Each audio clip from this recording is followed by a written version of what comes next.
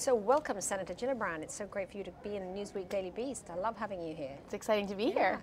Well, of course, there's such a lot of news about super PACs at the moment. I mean, it seems like a horrendous group of, billionaires are just controlling the entire political process. I mean, what is your view about it? Do you have a super PAC?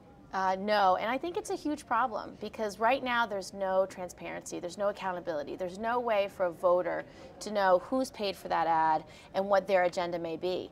So for example, if you have a candidate who's a green candidate and wants renewable energy, an oil company could decide to spend millions of dollars in campaign ads and the voters don't know who's writing those ads.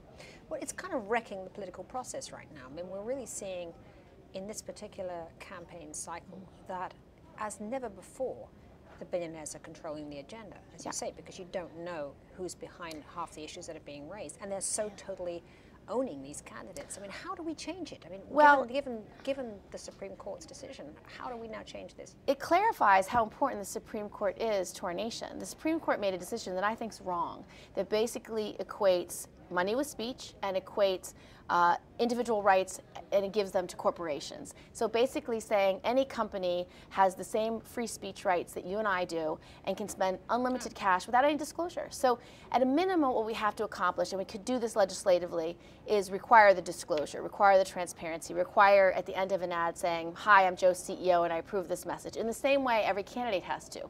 Voters are smart. Voters use their judgment, they use their discretion, they understand that people have agendas when they're putting information on television. So they can digest that and make their own judgments, but if there's no disclosure, they don't have the information they need.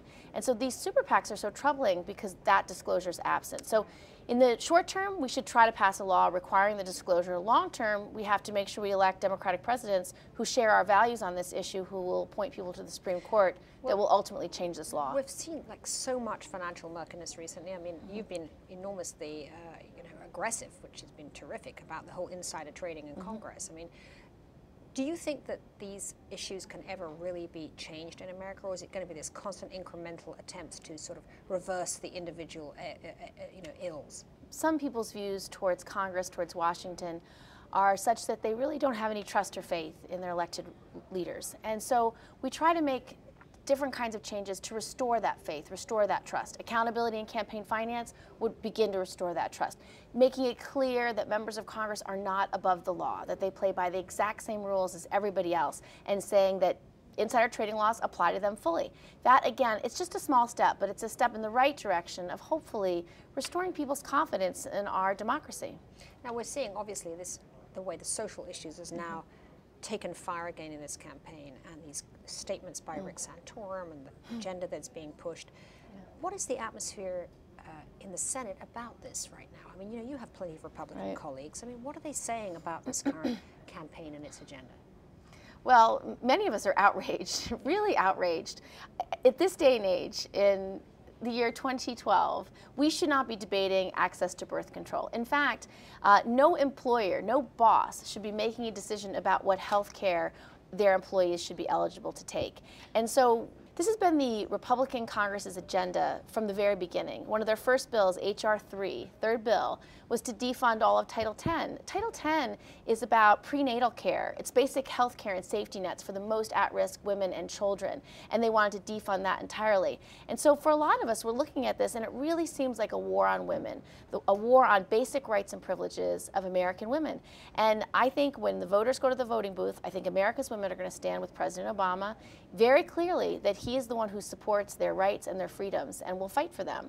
I don't think the other presidential candidates on the Republican side have any interest in promoting or supporting America's women. Well, I mean, this gets actually to one of your other sort of core passions right now, which is, as you're putting it, getting women off the sidelines and having them run more. I mean, we've seen actually fewer women now in Congress in the last few years. Do you think that this is also aligned? And when you talk about a war on women, is it also because there just aren't enough women making the laws? It's definitely one of my concerns. If you look at what's been happening, we just had a hearing in the House of Representatives where the first panel on contraception were all men.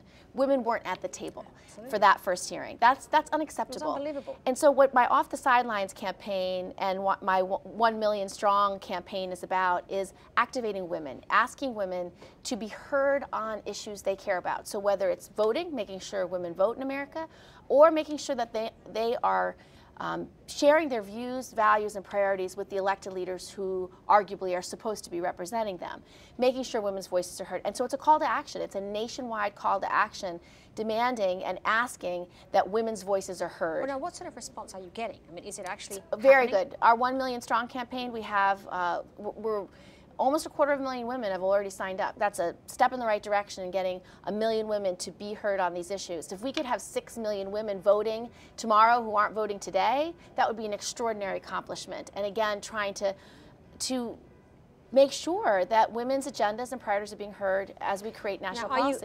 Have you launched this as a bipartisan effort? Yeah, I want to hear from all women, and not all women will agree with me on every issue. But time and time again, when women's voices are heard, the outcomes are just better. Without women's voices being clearly heard, what we've seen is this radical right-wing agenda where the first hearing on contraception did not have a woman present. I mean, that means really women's voices aren't being heard. That's so right. All right, thanks a lot, Kirsten. Thanks for coming by. Thanks.